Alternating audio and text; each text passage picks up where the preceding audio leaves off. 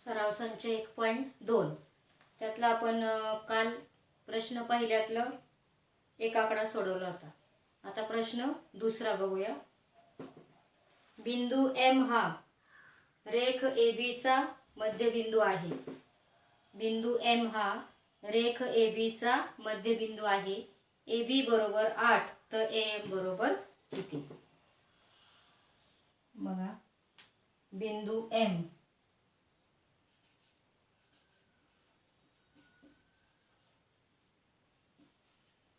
हा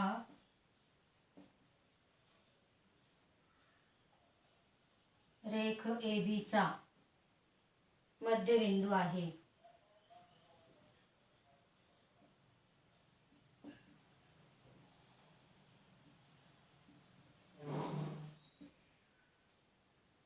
AB बरोबर 8 तर AM बरोबर किती? आता याची आपण आकृती तयार करून घेऊया. समजा आपण हा रेख AB काढला, त्याचा हा झाला मध्यबिंदू M. आता या AB ची लांबी सांगितली आहे 8. मग AM किती येणार? तर ही 8 म्हटल्यावर 8च्या निम्मे 4 येणार.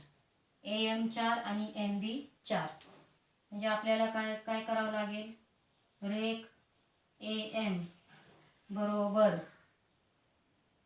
AB ची लांबी आहे 8, तिच्या निम्मी AM म्हणजे 8 गुणिले 1/2. बे 1 बे, बे चौक 8.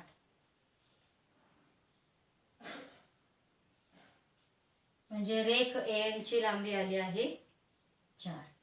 म्हणजे लेंथ AM बरोबर 4. या पद्धतीने आपण उदाहरण क्रमांक 2 सोडवले. उदाहरण क्रमांक 3.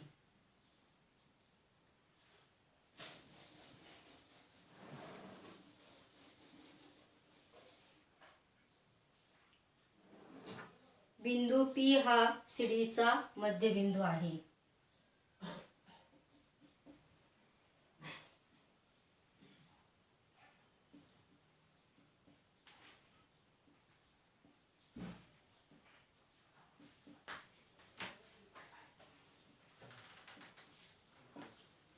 बिंदू P हा रेख सीडीचा मध्यबिंदू आहे.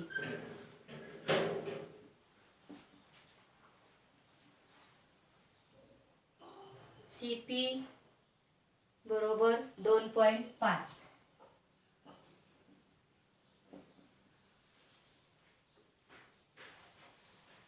तर रेख CD बरोबर किती?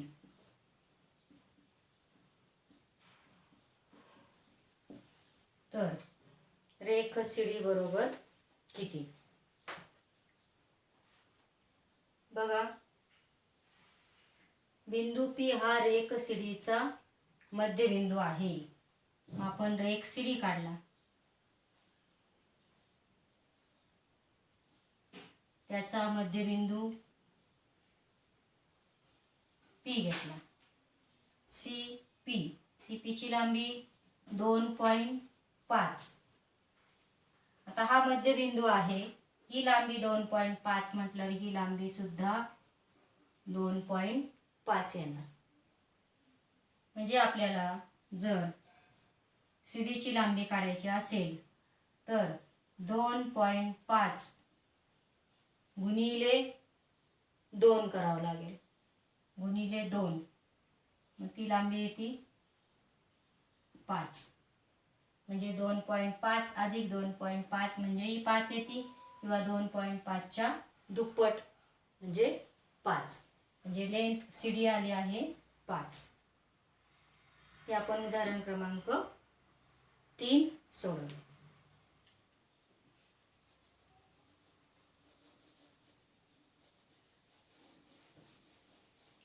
आता उदाहरण क्रमांक 4. त्याच्यामध्ये सांगितले जर ए बी बरोबर 5 सेंटीमीटर, जर ए बी बरोबर 5 सेंटीमीटर, बी पी बरोबर 2 सेंटीमीटर,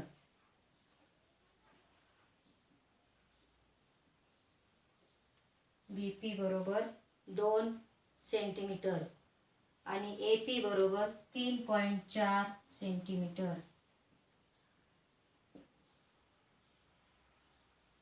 3.4 सेंटीमीटर, तर रेषाखंडाचा लहान मोठेपणा ठरवा. म्हणजे हे 3 रेषाखंड दिलेले आहेत, त्याचा लहान मोठेपणा आपल्याला ठरवायचा आहे. मग याच्यामध्ये सगळ्यात मोठं आहे 5, 5 नंतर 3.4 आणि नंतर 2, 2 हे सगळ्यात लहान आहे. म्हणजे 5, 5 कशापेक्षा मोठे येणार? 3.4, 3.4 कशापेक्षा मोठे? 2. या पद्धतीने आपण लहान मोठेपणा काढायचा आहे. मग 5, 5 म्हणजे कुठला आहे रे? A B. 3.4 म्हणजे ए पी आणि 2 म्हणजे बी पी. या पद्धतीने आपण हा लहान मोठेपणा ठरवलेला आहे. म्हणजे रेख ए बी हा ए पी पेक्षा मोठा आहे आणि ए पी हा बी पी पेक्षा मोठा आहे. बी पी हा सर्वात लहान आहे. या पद्धतीने आपण या 3 रेषाखंडाचा लहान मोठेपणा ठरवलेला आहे.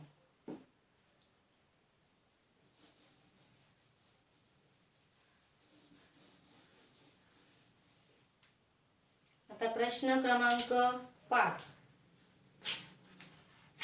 प्रश्न क्रमांक 5. त्याच्यामध्ये दिलेला प्रश्न बघा.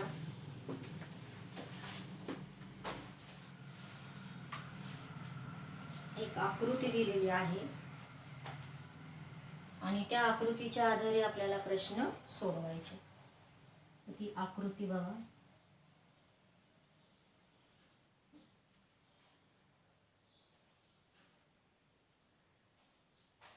T S R P Q या आकृतीच्या आधारे प्रश्न उत्तर आपल्याला सोडवायचे. आता याच्यामध्ये पहिला प्रश्न दिलेला आहे बघा. पुस्तक तुमच्या समोर आहे. तुम्ही पुस्तकातला प्रश्न पहिला बघा की किरण आर पीच्या विरुद्ध किरणाचे नाव लिहा. किरण आर पीच्या विरुद्ध किरणाचे नाव लिहा. बघा, किरण आर पी म्हणजे हा किरण, याच्या विरुद्ध म्हणजे इकडचा येणार. मग याच्या विरुद्ध आर पीच्या विरुद्ध इकडची बाजू, मग काय येणार? आर एस येणार किंवा आर टी येणार. बघा, 2 येतात त्याच्या विरुद्ध. किरण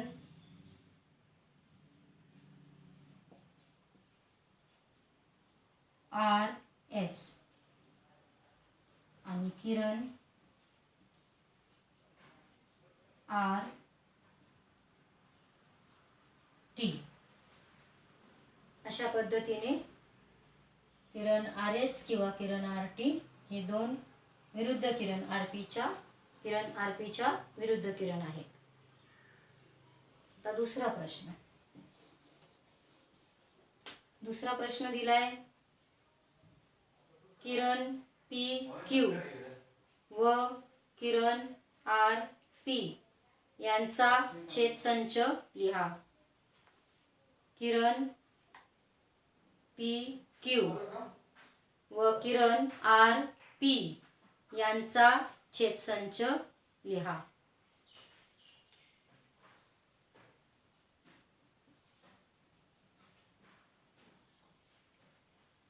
किरण पी क्यू व आर पी.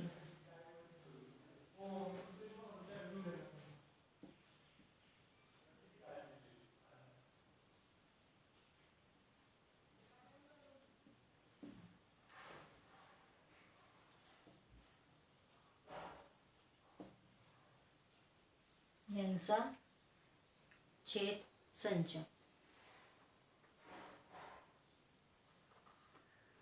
बघा,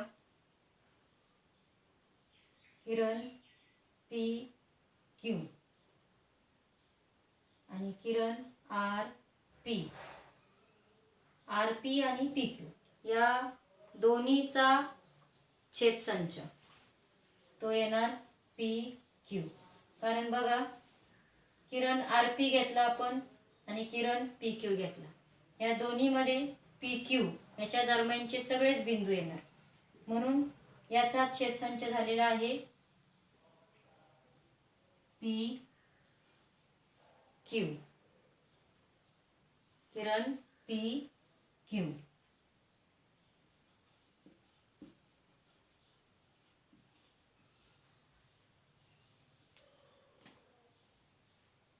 प्रश्न तिसरा.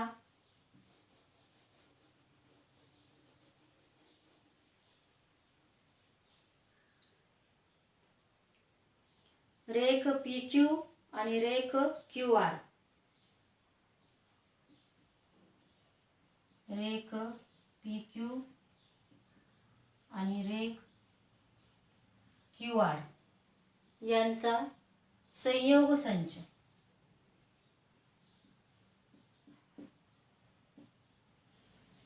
यांचा संयोग संच लिहा. रेख पी क्यू आणि रेख क्यू आर यांचा संयोग संच लिहा.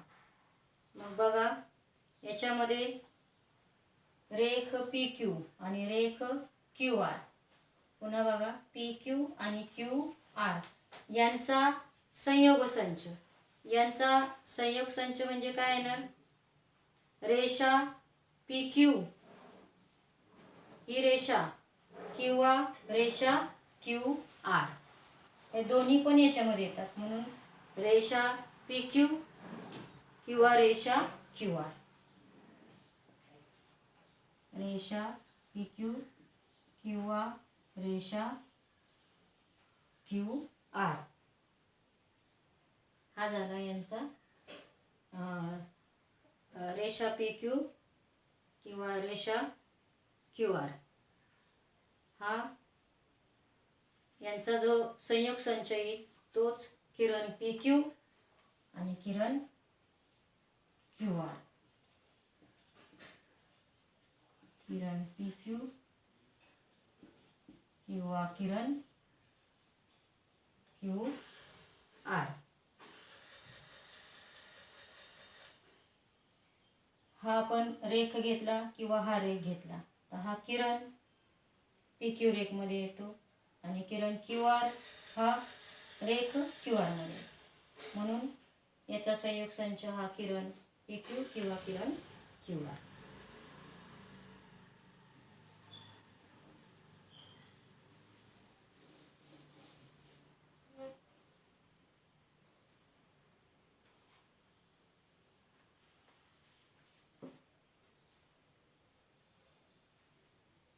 पुढे बघा, चौथा प्रश्न. रेख क्यू आर हा कोणकोणत्या किरणांचा उपसंच आहे? रेख क्यू आर हा कोणकोणत्या किरणांचा उपसंच आहे? मग आता याच्यामध्ये रेख क्यू आर घेतला तर कुठले कुठले किरण येतात बघा. आर क्यू, नंतर एस क्यू आणि टी क्यू, हे सगळेच किरण, या सगळ्याच किरणांचा हा उपसंच येतो. म्हणजे किरण आर क्यू,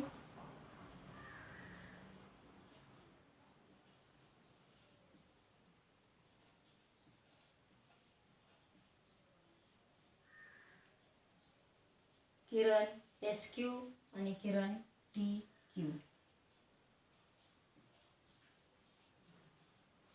या पद्धतीने हे किरण सगळे याचा सगळ्याचा हा उपसंच, या सगळ्या किरणांचा QR हा उपसंच आहे.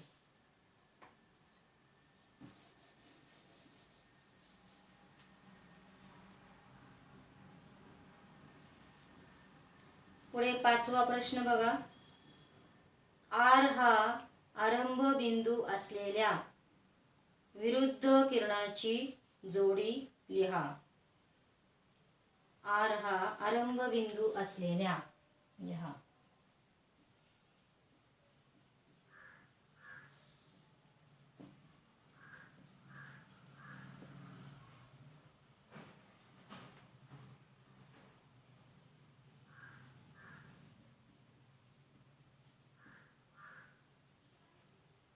विरुद्ध किरणाची जोडी.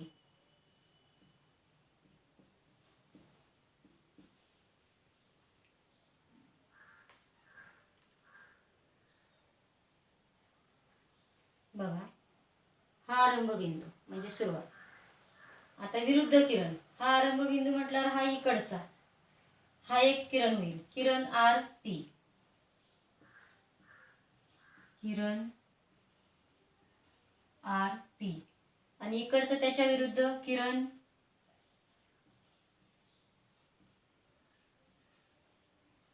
RS. ही आपण त्याची एक विरुद्ध किरणाची जोडी लिहिली.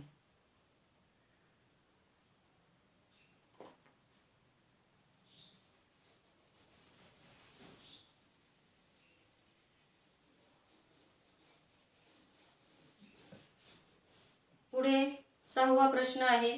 S हा आरंभ बिंदू असलेले कोणतेही 2 किरण लिहा. S हा आरंभ बिंदू असलेले कोणतेही 2 किरण. बघा आता हा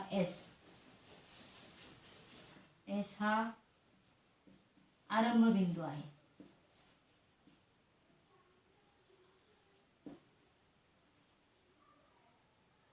आणि आरंभ बिंदू असलेले कुठलेही 2 किरण लिहायचे. बघा आता अगोदरचं जे सोडवलं तसंच, इकडचा एक किरण येईल, हा एक किरण येईल, म्हणजे किरण SR आणि किरण ST. या पद्धतीने आपण किरण त्याचे लिहिले.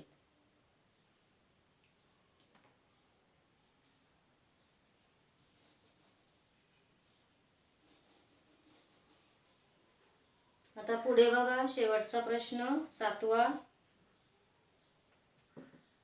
किरण SP आणि किरण ST यांचा छेदसंच लिहा. किरण SP आणि किरण ST.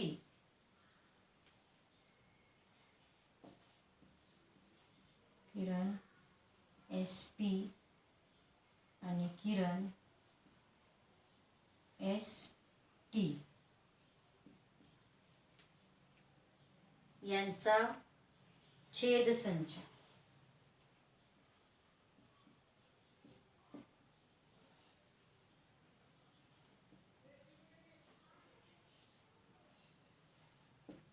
यांचा छेदसंच. बघा, किरण SP आणि किरण ST, मग या दोन्ही किरणामध्ये आरंभ बिंदू हा जो आहे S, तो दोन्ही किरणात येतो, म्हणून यांचा छेदसंच झाला आहे बिंदू S. तर या पद्धतीने आपण प्रश्न 5वा सोडवलाय. आता प्रश्न 6वा. आकृती दिलेली आहे 1.14. त्या आकृतीवरून आपल्याला प्रश्न सोडवायचे.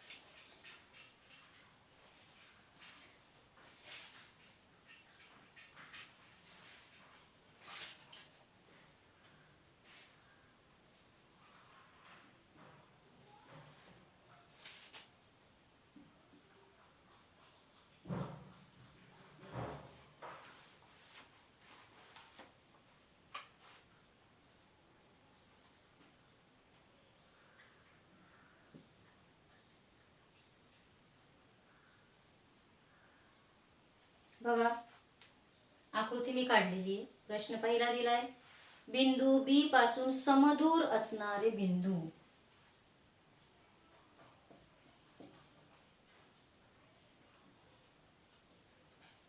बिंदू बी पासून समदूर असणारे बिंदू.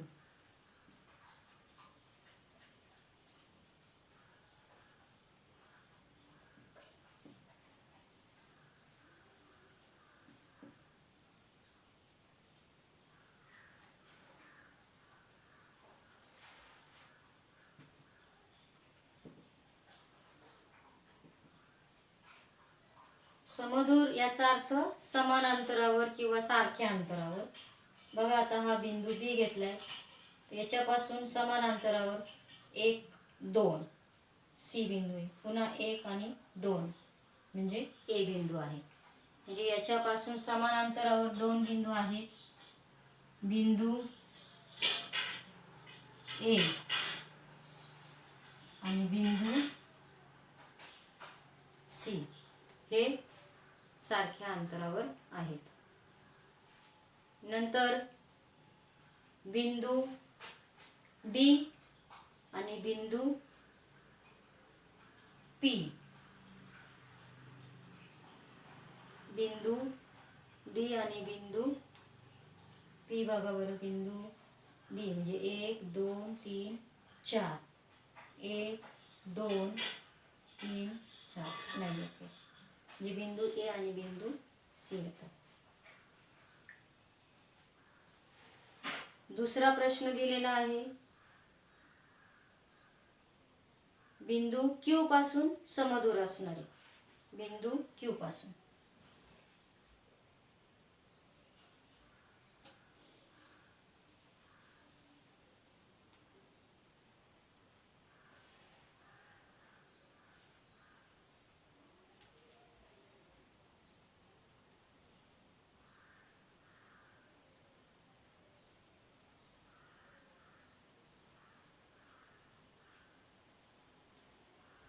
बिंदू क्यू पासून समदूर असणाऱ्या बिंदूची एक जोडी लिहायची. बिंदू क्यू, त्याच्यामध्ये येणार बिंदू एल आणि बिंदू यू. एल व बिंदू यू. बघा 1 आणि 1 एवढ्या अंतरावर आहे. नंतर बिंदू पी घेतला तर 1 2 1 2 म्हणजे बिंदू पी आणि बिंदू आर पण येईल. बिंदू पी आणि बिंदू आर. आता यातला जो प्रश्न तिसरा दिलेला आहे तो तुमच्या अभ्यासक्रमामधून वगळलेला आहे. त्या पुस्तकामध्ये तुम्ही खूण करून ठेवा. प्रश्न क्रमांक 3 जो आहे यातलाच तो अभ्यासक्रमामधून वगळलेला आहे, तो करायचा नाही. आज आपण सराव संच 1.2 हा आपला आता पूर्ण झालेला आहे. सराव संच 1.2 तो पूर्ण झालेला आहे. पुढचा मुद्दा आता मी सांगते.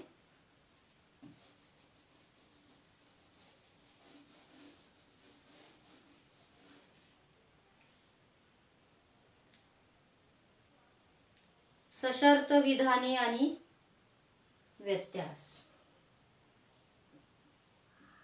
सशर्त विधाने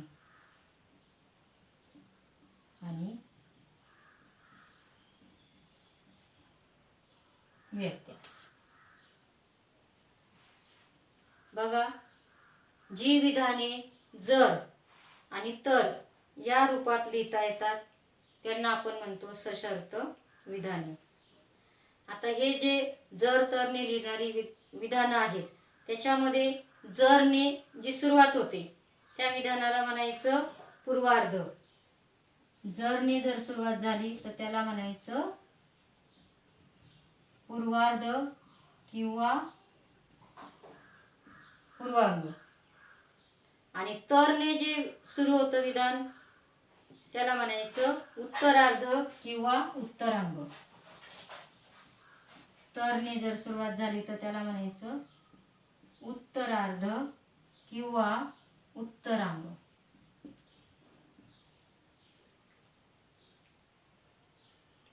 आता उदाहरण बघा. एक उदाहरण दिले पुस्तकामध्ये. समभुज चौकोनाचे कर्ण परस्परांचे लंब दुभाजक असतात. समभुज चौकोनाचे कर्ण परस्परांचे लंब दुभाजक असतात. आता हे विधान दिलेले. आता याचं सशर्त विधान आपण काय तयार करणार. जर दिलेला चौकोन समभुज चौकोन असेल तर त्याचे कर्ण परस्परांचे लंब दुभाजक असतात. तुमच्या लक्षात यावं म्हणून मी इथं वाक्य लिहिते, विधान लिहिते. समभुज चौकोनाचे कर्ण परस्परांचे लंब दुभाजक असतात. समभुज चौकोनाचे कर्ण परस्परांचे लंब दुभाजक असतात.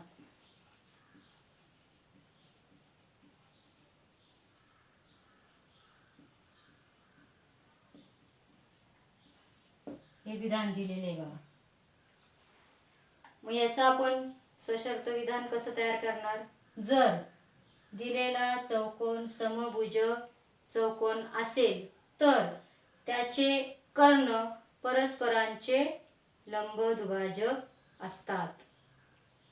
अशा प्रकारे जर एखादं सशर्त विधान दिलं असेल तर त्यातील पूर्वांग आणि उत्तरांग याची अदलाबदल केली तर मिळणारं जे विधान असतं ते त्या मूळ विधानाचा व्यत्यास असतो असं त्याला म्हणतात.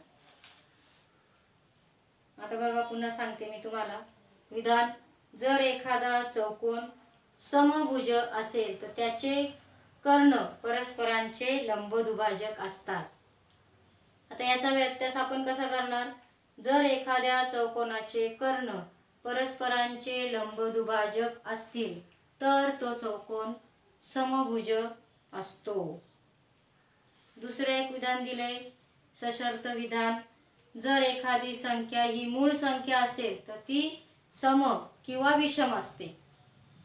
मग याचा व्यत्यास कसा सांगणार. जर एखादी संख्या सम किंवा विषम असेल तर ती संख्या मूळ संख्या असते. अशा पद्धतीने हे आपल्याला सशर्त विधान जर आणि तर या स्वरूपात आपण लिहू शकतो आणि त्याचा व्यत्यास आपण करू शकतो.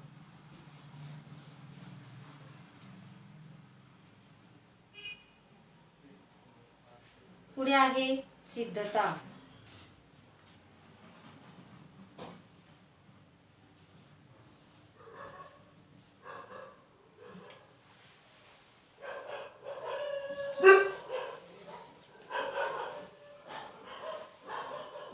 सिद्धता. तर आपण याच्या अगोदर कोन, त्रिकोण, चौकोन या सगळ्या आकृत्यांचा अभ्यास केलेला आहे. त्याच्या गुणधर्माचा पण आपण अभ्यास केलेला आहे. आता हे गुणधर्म जे आपण शिकलेलो आहोत ते आता भूमिती या विषयाकडे आपण वेगळ्या दृष्टिकोनातून या भूमिती या विषयाकडे आपण वेगळ्या दृष्टिकोनातून पाहणार आहोत आणि त्या दृष्टिकोनातून त्याचा आपण अभ्यास करणार आहोत.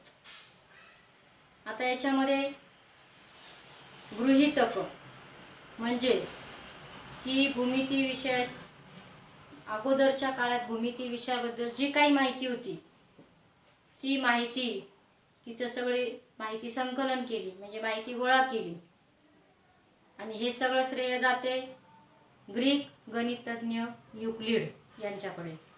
यांनी ही सगळी माहिती गोळा केली, तिच्यामध्ये सुसूत्रता आणली आणि त्याच्यामध्ये काही अशी विधानं तयार केली आणि त्या विधानांनाच म्हणतात गृहीतके. त्या विधानांनाच म्हणतो आपण गृहीतके.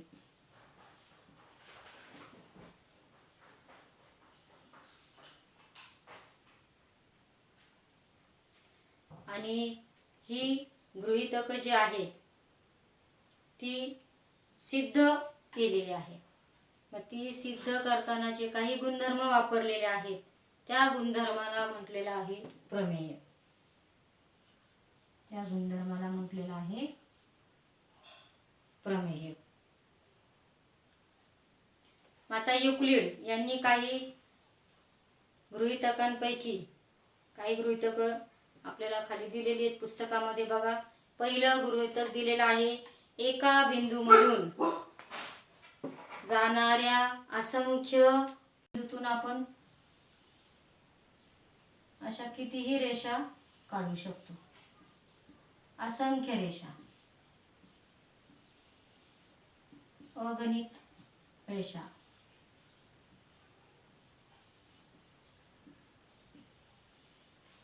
बघा, या पद्धतीने आपण कितीही रेषा एका बिंदूतून काढू शकतो.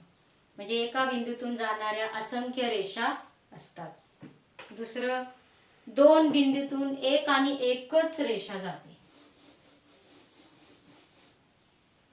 दोन बिंदू घेतले आपण, हा बिंदू आणि हा, या बिंदूला जोडणारी एकच रेषा आपण काढू शकतो. म्हणजे दोन बिंदूतून एक आणि एकच रेषा जाते. तिसरा आहे, कोणताही बिंदू केंद्र मानून दिलेल्या त्रिज्येचे वर्तुळ काढता येते. बघा, आपल्याला वर्तुळ जर काढायचं असेल तर एक बिंदू आपल्याला केंद्रबिंदू मानावा लागतो आणि तो केंद्रबिंदू मानून आपण या पद्धतीने वर्तुळ काढतो. म्हणजे कोणताही बिंदू केंद्र मानून दिलेल्या त्रिज्येचे वर्तुळ काढता येते. चौथा आहे, सर्व काटकोन परस्परांशी एकरूप असतात. सर्व काटकोन, तुम्हाला माहिती आहे काटकोन म्हणजे 90 अंशाचा कोन. हा 90 अंशाचा कोन असतो. मग असे कितीही काटकोन आपण जरी काढले तरी त्यांचं माप किती असणार आहे? 90 अंश. ते माप काही बदलणार नाही. म्हणजे सर्व काटकोन परस्परांशी एकरूप असतात. पाचवं दिलेलं आहे, दोन रेषा आणि त्यांची छेदिका काढली असता एका बाजूला तयार होणाऱ्या आंतरकोनाची बेरीज दोन काटकोनांपेक्षा कमी असेल तर त्या रेषा त्याच दिशेने वाढवल्यावर एकमेकीला छेदतात. म्हणजे दोन रेषा काढल्या, समजा या दोन रेषा आपण काढल्या आणि त्यांची ही छेदिका काढली. या छेदिकेमुळे एका बाजूला तयार झालेल्या आंतरकोनांची बेरीज, हे जे कोन असतात त्याला आपण म्हणतो आंतरकोन. तर या नियम असा आहे की या आंतरकोनांची बेरीज असते 180 अंश. परंतु जर त्यांची बेरीज दोन काटकोनांपेक्षा कमी, दोन काटकोन म्हणजे 90 अधिक 90 म्हणजे 180, म्हणजे 180 पेक्षा जर कमी असेल तर त्या रेषा जर आपण या रेषा अशा वाढवल्या तर त्या पुढे जाऊन एकमेकांना छेदतात. म्हणजे त्या दोन रेषा समांतर नसतात. अशा पद्धतीने आपण काही गृहीतक आज पाहिलेली आहेत. आता ह्याच्यासाठी जी प्रमेय तयार केली जातात, तर्कशुद्ध मांडणी जी केली जाते म्हणजेच त्याला म्हणायचं प्रमेयाची सिद्धता.